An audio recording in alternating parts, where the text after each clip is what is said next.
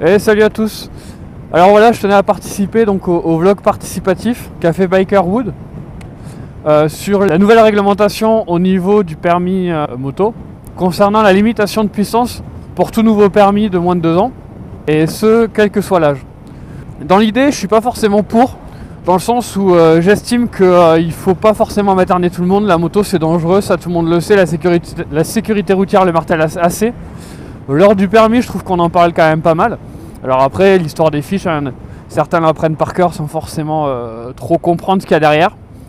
Mais je pense que les fiches, mine de rien, elles sensibilisent pas mal. Faut juste voir la première, hein, c'est l'accidentologie, les chiffres. On a énormément de risques d'avoir un accident mortel lors des 6 premiers mois de permis. Ça veut bien dire ce que ça veut dire, hein. Et c'est vrai que si on est sensible un minimum à ça, on comprend le risque à moto. Alors après, c'est pas forcément facile. Donc le problème qui se passe, c'est qu'on va limiter les gens à 34 chevaux. Ou on va limiter les gens en puissance.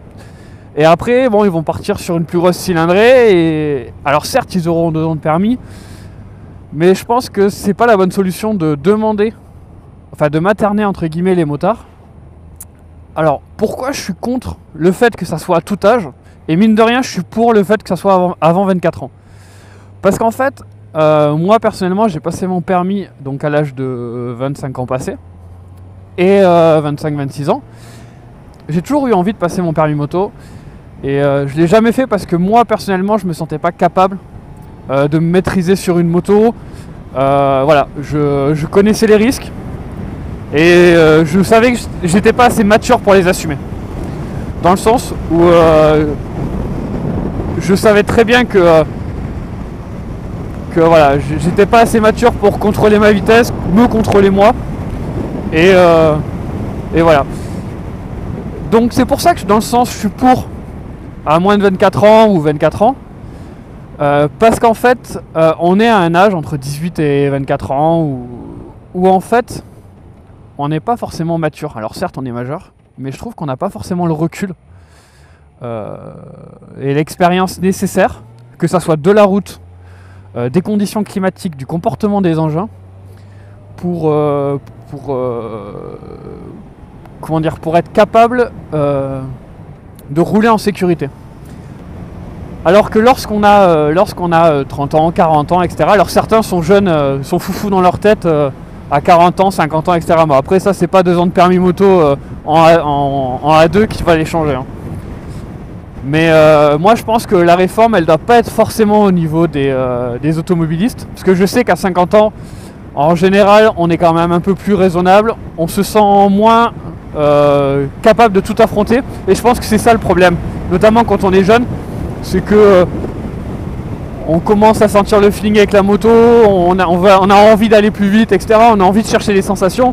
Quand on a 50 ans ou 40 ans, on a des sensations, on en a eu déjà, on a sûrement eu un accident de voiture, on a eu déjà des petites frayeurs en voiture, et c'est ça qui fait l'expérience, c'est les erreurs qu'on a faites. Une erreur en voiture, vous êtes sur un matin où il fait froid, vous passez sur une plaque de verglas, vous faites des tonneaux, vous tapez dans un mur. Voilà, vous avez une carrosserie qui vous protège. Vous le faites en moto, c'est déjà autre chose. Lorsque vous avez 50 ans, que vous avez passé 50 hivers ou 30 hivers à conduire, vous commencez à savoir qu'il peut y avoir des surprises sur la route. Moi, je vois dans ce sens-là. Et je suis pas non plus pour le fait de toujours dire aux gens, voilà, vous devez conduire ça, vous devez faire ci, vous devez faire ça. Les gens, ils sont assez grands. De toute façon, permis à 2 ou pas, moto bridé ou pas, déjà le débridage, voilà, il y en a plein qui le font. Premièrement, deuxièmement, on peut très bien avec une MT-07, une moto qui est très bien. Le problème c'est que je connais beaucoup de jeunes permis qui se sont fait soit des grosses frayeurs, soit des accidents, alors que ça serait jamais pensé avec une bandit bridée ou avec une R6N bridée, parce qu'en fait elle a tellement de pêche qu'au final elle reste dangereuse. Bridée ou pas, elle reste dangereuse. Alors avec une bridée on va mettre plus de temps qu'avec une non bridée pour accéder à la vitesse élevée. Mais la différence c'est que si on attaque notre virage à 90, qu'on soit bridé ou pas, voilà, et s'il faut l'attaquer à 30, il faut l'attaquer à 30, hein. C'est pas parce qu'on est en A2 qu'on l'attaquera à 30, bon bref. Et puis le comportement qu'on peut avoir avec la moto, on peut se dire ouais mais c'est bon, je je peux y aller, etc. Le problème de la MT-07, c'est qu'elle est très bien. Mais le problème, c'est que voilà, quand on arrive aux limites, on ne le sent pas forcément venir. Bon, voilà, après je prends cet exemple-là de moto parce que je sais qu'elle est très appréciée des permis A2. Mais en même temps, je sais qu'elle est dangereuse dans ce sens-là. Ce que je propose, c'est pas une limitation de puissance pour les jeunes permis, donc permis de moins de 2 ans. Mais par contre, ayant passé mon permis il y a 2 ans, donc il y a 1 an après la réforme, ce que je constate et ce qui est déplorable, c'est que moi, le jour où j'ai pris ma moto, je me suis fait peur. Pas à cause de la vitesse, mais parce que ce qu'on nous apprend sur le plateau, c'est bien beau, mais faut arrêter. Enfin, c'est très bien, ça nous apprend à maîtriser la moto, lent, s'arrêter, esquiver une porte, etc. Mais arriver sur le trafic, moi, on m'a jamais appris à prendre un virage. Moi, j'ai failli me planter à 20 km/h en moto dans un virage. Alors 85 chevaux ou 35 ou 45 ou tout ce que tu veux, c'est pareil. Donc je pense qu'il vaut mieux réformer le permis pour apprendre aux motards à rouler, prendre des virages. Le regard, alors on en parle un peu du regard, mais je suis désolé, quand on a notre permis, on a passé 12 à 15 heures sur le plateau, on a passé 4 à 8 heures au maximum en circulation, on a fait des feux rouges de la ville, on a fait un petit peu de national, mais c'est tout. Mais on nous a pas appris à réagir quand on doit esquiver un débris sur la route, on nous a pas appris à prendre un virage correctement. Le regard, on en parle, mais on n'a aucune pratique au final. On n'a aucune pratique sur le lent.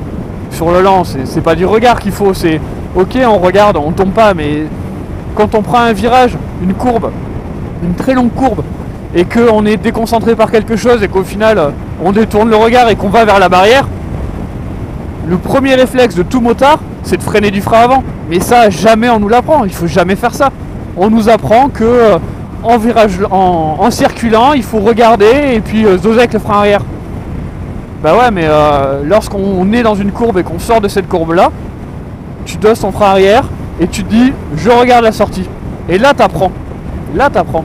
Donc pour moi, je pense qu'il faudrait mieux rajouter 5 heures, peut-être 4 à 6 heures de conduite sur route, pas sinueuse, mais sur route avec des virages, plutôt que de passer 16 heures sur le plateau, avoir le plateau les doigts dans le nez, prendre la moto pour la première fois et se planter au premier virage parce qu'on nous a jamais appris à réagir en cas de difficulté dans un virage. Voilà, pour moi le gros souci, il ne se situe pas forcément à la puissance, mais il se situe surtout à l'inexpérimentation des jeunes motards sur route. Et c'est ça le danger. C'est le danger, c'est que notre permis en poche, on prend notre permis, on prend la moto, on est content, et au final, au premier virage, on se fait peur, parce que c'est la première fois qu'on est confronté à un vrai virage, et on ne sait pas forcément comment réagir. Et c'est pas le circulant ou les esquives, enfin ou les évitements à vitesse haute qui nous apprend à réagir en cas de difficulté dans un virage. Le fait de limiter ou pas, c'est pas parce qu'on a 30 chevaux, c'est pas parce qu'on a 40, 50 ou 100 qu'on va se tuer plus facilement. Effectivement, quand on a 100 chevaux sous la main et qu'on sait déjà pas se servir de 30 chevaux, je suis tout à fait d'accord que ça reste dangereux. Mais il faut pas materner les... Enfin, pour moi, c'est pas une solution de vouloir limiter tout le monde, contenir tout le monde, surtout quand on a 50 ans, quoi. Donc 40 ans, 50 ans, etc., quoi. Donc, concrètement, je suis contre limiter la puissance pour les jeunes permis. Je le suis plutôt pour les jeunes conducteurs, pour ce côté maturité. Par contre, je serais pour réformer le permis ou rajouter une épreuve ou rajouter des heures pour qu'on puisse apprendre à conduire sur la route. Aujourd'hui, le permis moto ne nous apprend pas à conduire sur la route. Il nous apprend à maîtriser entre guillemets sa moto. Mais au final, ça ne nous apprend pas à conduire sur route. Et c'est ça qui est dangereux. Donc voilà mon point de vue là-dessus. N'hésitez pas à réagir si vous êtes d'accord ou pas avec ce que je dis. Je pense que même s'il y a eu une réforme il n'y a pas longtemps, le permis aujourd'hui est peut-être... J'ai l'impression qu'il est un peu plus facile qu'avant. Parce qu'avant on insistait vachement sur le côté temps. Maintenant on insiste beaucoup plus sur le côté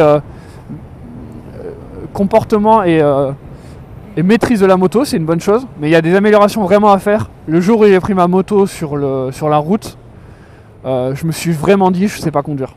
Même c'est vrai, on ne sait pas conduire, même après 5 heures de conduite sur route en plus, mais on ne sait pas non plus réagir en cas de difficulté. C'est ça pour moi qui qui est le plus accidentogène pour les jeunes motards, pour les jeunes conducteurs, pardon, que la puissance réelle de la moto.